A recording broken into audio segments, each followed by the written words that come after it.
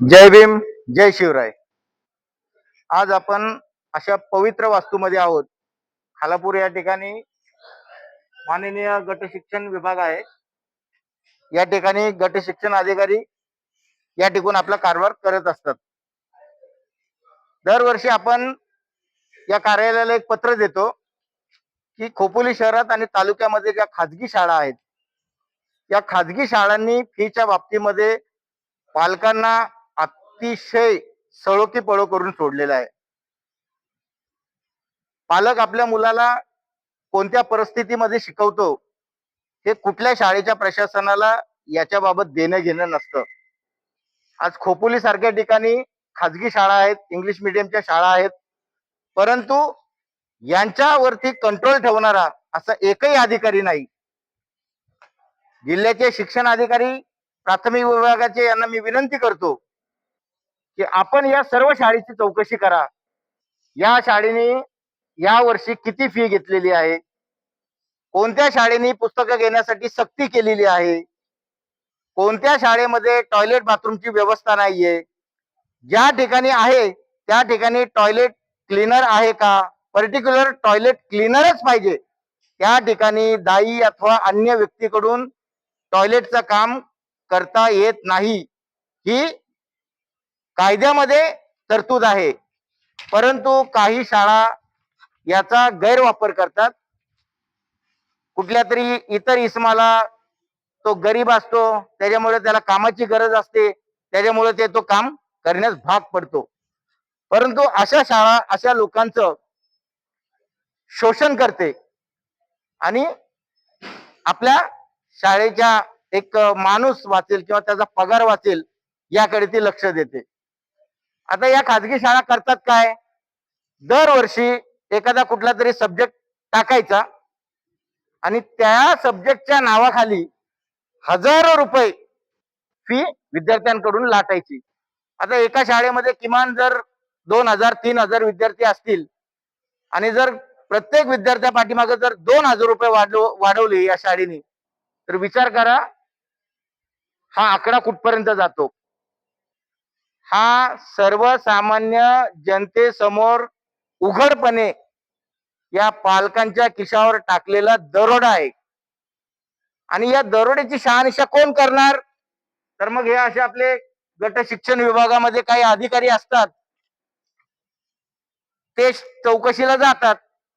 चौकशी केल्यानंतर चौकशीमध्ये त्यांना काहीच निष्पन्न होत नाही. ही दरवेळेची बोंब आहे. त्याच्यामुळे एक गोष्ट लक्षात येते माझ्या की एक मध्ये चित्रपट आलेला शिक्षणाच्या आईचा घो. आता ही परिस्थिती मुळामध्ये खोपोलीमध्ये आलेली आहे. कारण अशा अधिकारी जर असतील की अशा शाळेंना जर वाचवण्याचा प्रयत्न करत असतील, अशा शाळेंना पाठबळ देण्याचं काम जर कोण करत असेल, तर अशा अधिकाऱ्यांचा पहिल्यांदा आम्ही निषेध व्यक्त करतो. आजपर्यंत खाजगी शाळांमध्ये जे जे अधिकारी तपासणीसाठी गेले त्या सर्व अधिकाऱ्यांची खातेनिहाय चौकशी झाली पाहिजे. माझी ही पहिली मागणी आहे. या अधिकाऱ्यांमुळे या खाजगी शाळा माजलेल्या आहेत, पालकांना वेठीस धरलेला आहे. यामुळे माझी माननीय शिक्षण अधिकारी प्राथमिक विभाग, माननीय गट शिक्षण अधिकारी, माननीय गट शिक्षण माननीय बीडीओ साहेब यांना सुद्धा माझी नम्र विनंती आहे की आपण या शाळेंचं तपासणी करावी. या शाळेमध्ये काय समस्या आहेत, काय नाही आहेत, या शाळेंच्या काय मुजोऱ्या चालतात, या आपण प्रत्यक्षपणे चांगला अधिकारी जो निष्कलंक असेल, जो भ्रष्टाचारापासून लांब असेल, असा अधिकारी त्या ठिकाणी तपासणीसाठी पाठवावा. कारण अनेक अधिकारी या ठिकाणी या शिक्षण विभागातून येऊन गेले, अनेक अधिकाऱ्यांनी तपासण्या केल्या, परंतु त्याच्या तपासण्यांमध्ये काहीही निष्पन्न होत नाही. याचाच अर्थ परंतु निष्पन्न होत नाही, परंतु समस्या जैसे ते असते. याचाच अर्थ की हे कुठले तरी अधिकारी कुठल्या तरी आमिषाला बळी पडलेले असतात. असा पालकांचा, आमचा नाही, असा पालकांचा अंदाज आहे.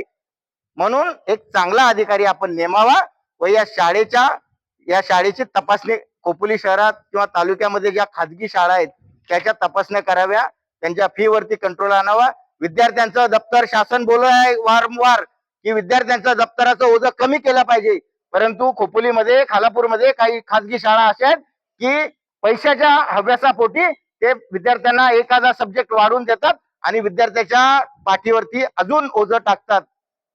ते त्यांच्या फायद्यासाठी, मुलांच्या फायद्यासाठी नाही, पालकांची पिळवणूक करण्यासाठी.